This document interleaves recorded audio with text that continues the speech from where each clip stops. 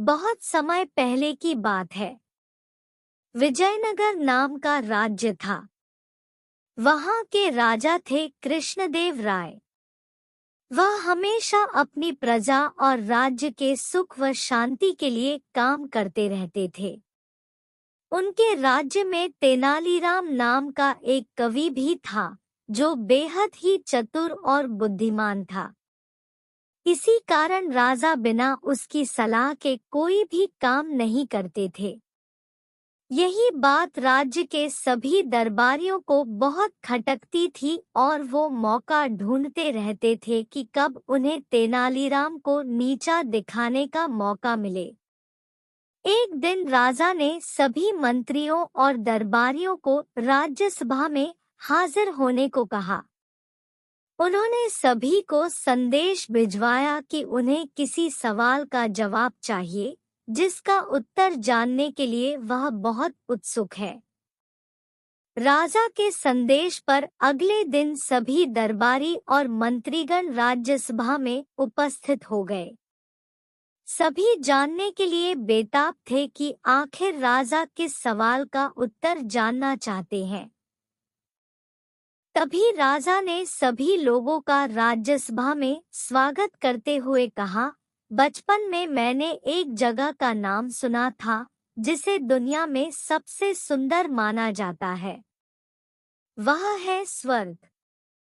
मैं उस जगह को देखना चाहता हूँ। क्या आप में से कोई जानता है कि स्वर्ग कहाँ है? राजा की यह बात सुनकर सभी हैरान थे और आपस में बात करने लगे कि राजा को कैसे बताएं कि स्वर्ग नाम की कोई जगह ही नहीं है। ऐसे में सभी ने तेनालीराम को नीचा दिखने के लिए आगे किया और कहा, महाराज तेनाली ही है जिसे स्वर्ग का मार्ग पता हो सकता है। आप उसी से पूछिए। सभी के मुंह से एक ही जवाब सुनते ही राजा ने तेनाली से पूछा, क्यों तेनालीराम, तुम जानते हो स्वर्ग कहाँ है? तेनालीराम बोला, जी महाराज, मुझे मालूम है स्वर्ग कहाँ है, लेकिन आपको वहां ले जाने के लिए मुझे 2 महीने का समय और करीब 10,000 सोने के सिक्के चाहिए होंगे। तेनालीराम की बात सुनकर राजा तैयार हो जाते हैं। वह कहते हैं, तेनाली, मैं तुम्हें समय और सोने के सिक्के दोनों ही देता हूँ, लेकिन 2 महीने पूरे होने के बाद तुम्हें मुझे स्वर्ग ले चलना होगा। अगर ऐसा नहीं हुआ तो तुम्हें दंड दिया जाएगा। राजा के यह बात सुनकर सभी दरबारी मन ही मन मुस्काए और सोचने लगे कि स्वर्ग तो है ही। ऐसे में तेनालीराम को दंड तो भुगतना ही होगा, लेकिन तेनालीराम के चेहरे पर तनिक भी शिकन नहीं थी। उसने राजा से 10,000 सोने के सिक्के लिए और वहां से बाहर की ओर चल दिया। धीरे धीरे समय बीतने लगा और 2 महीने भी निकल गए, लेकिन तेनाली रामा का कोई अतापता नहीं था। राज दरबार में बातें होने लगी कि तेनाली 10,000 सोने के सिक्के लेकर भाग गया। यह बातें जब राजा के कान तक पहुंची, तो वह तेनाली रामा पर बहुत गुस्सा हुए। उन्होंने अपने सिपाहियों को आदेश दिया कि वो किसी भी हाल में तेनाली को ढूंढ कर लाएं। सिपाही तेनालीराम की खोज में निकल ही रहे थे कि तेनाली राजदरबार में खुद ही हाजिर हो गए। राजा ने गुस्से से पूछा, कहाँ थे इतने दिनों से? तेनालीराम बोला, महाराज, मैं स्वर्ग की खोज में गया था। राजा ने कहा, मिला स्वर्ग? तेनाली बोला, जी महाराज, मुझे मिल गया स्वर्ग। मैं कल आपको वहां ले चलूंगा। तेनाली की यह बात सुनकर राजा का क्रोध शांत हुआ। अगले दिन राजा सभी दरबारियों के साथ तेनाली को लेकर स्वर्ग देखने के लिए निकल पड़े। तेनाली राम उन्हें दूर जंगलों के बीच ले गया और वहां कुछ समय आराम के बाद आगे की यात्रा करने की बात कही। चलते चलते सभी पूरी तरह थक चुके थे, इसलिए राजा के साथ साथ सभी ने तेनाली की यह सलाह मान ली। वह जंगल बहुत ही सुंदर और मनमोहक था। ठंडी ठंडी हवा चल रही थी। चारों ओर हरे भरे पेड़ थे, जिन पर रंग बिरंगे फूल और फल लदे हुए थे। राजा ने कुछ देर वहां विश्राम किया और अनुभव किया कि जिस तरह के वातावरण की कामना वह स्वर्ग के लिए कर रहे थे, वही माहौल इस जंगल में उन्हें महसूस हो रहा था। लेकिन एक मंत्री ने राजा को स्वर्ग जाने की बात याद दिलाई। स्वर्ग जाने की बात याद आते ही राजा ने तेनाली राम से चलने को कहा। तेनाली ने कहा, महाराज, मैं आगे चलने से पूर्व आपसे कुछ कहना चाहता हूँ। राजा बोले, कहो तेनाली, क्या कहना चाहते हो? तेनाली के कहा, महाराज, यह जगह आपको बिल्कुल वैसी ही नहीं लगा रही जैसा आप स्वर्ग के बारे में अनुभव कर रहे थे। राजा ने कहा, हाँ, इस बात में तो बिल्कुल भी शक नहीं कि यहाँ का वातावरण बहुत ही शांत और मन को प्रसन्न कर देने वाला है, जैसा मैंने स्वर्ग के बारे में सोचा था। राजा की यह बात सुनते ही तेनाली बोला कि महाराज, जब ईश्वर ने धरती पर स्वर्ग जैसा अनुभव कराने वाली जगह बनाई है, तो उस स्वर्ग की क्या कामना करना, जिसका वाकई में कोई अस्तित्व ही नहीं है। राजा को तेनाली की बात समझ में आ जाती है। राजा कहते हैं, तेनाली, तुम बिल्कुल ठीक कह रहे हो, लेकिन उन सोने के सिक्कों का क्या जो मैंने तुम्हें दिए थे? तेनालीराम ने कहा, महाराज, मैंने उन सिक्कों से यहाँ मौजूद सभी पेड़ पौधों के लिए खाद वगैरह खरीदे हैं, ताकि जिस स्वर्ग को आप देखने के लिए अपने राज्य को छोड़कर इतनी दूर आए हैं, उस स्वर्ग को अपने ही राज्य में जगह दी जा सके।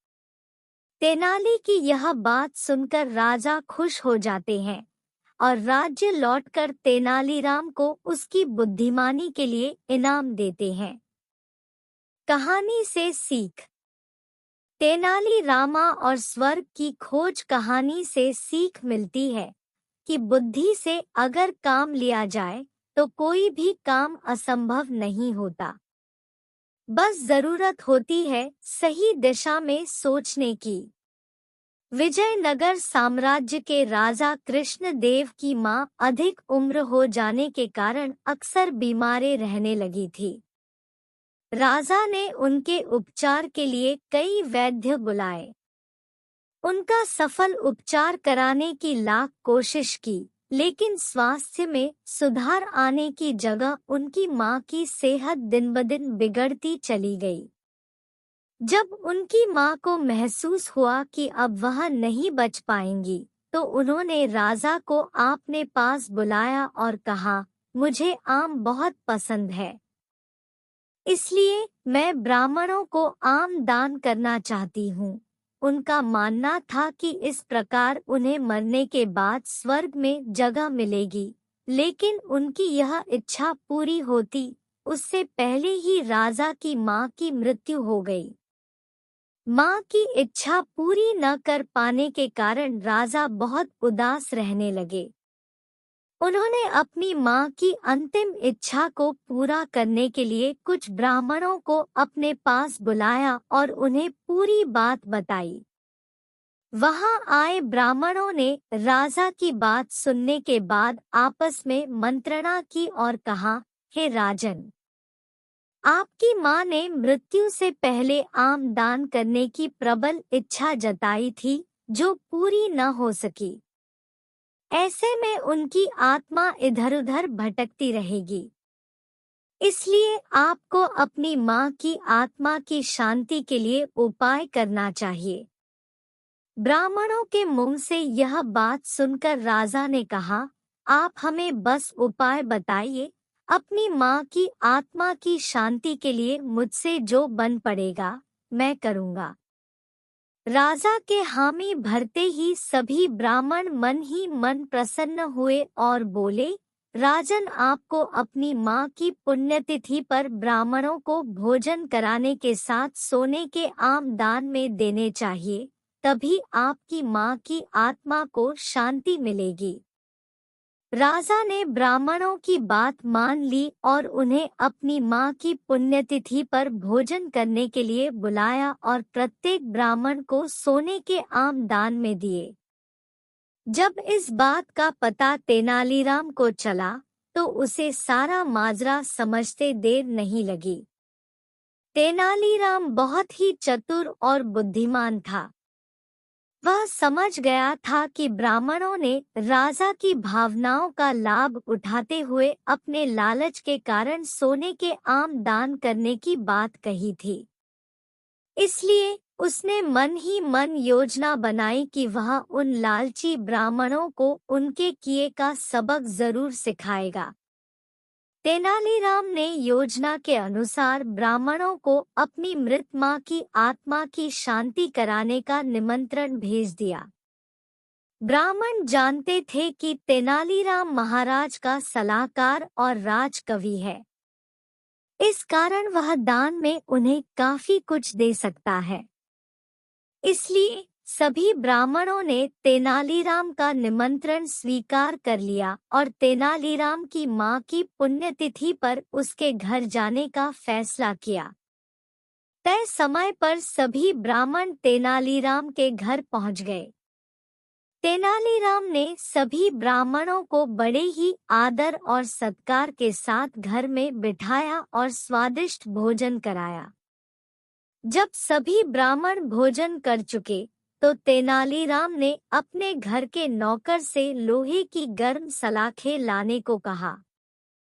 गर्म सलाखों का नाम सुनते ही सभी ब्राह्मण आश्चर्य में बोले, तेनाली, लोहे की गर्म सलाखें किस लिए? उनका क्या करोगे? तेनालीराम ने मुस्कुराते हुए जवाब दिया, जब मेरी माँ बीमारी थी, उनके शरीर पर फोड़े हो गए थे। उनकी आखिरी इच्छा थी कि मैं उनके फोड़ों की गर्म सलाखों से सिकाई करूं ताकि उनका दर्द कम हो जाता, लेकिन मैं ऐसा कर नहीं सका और उनकी मृत्यु हो गई।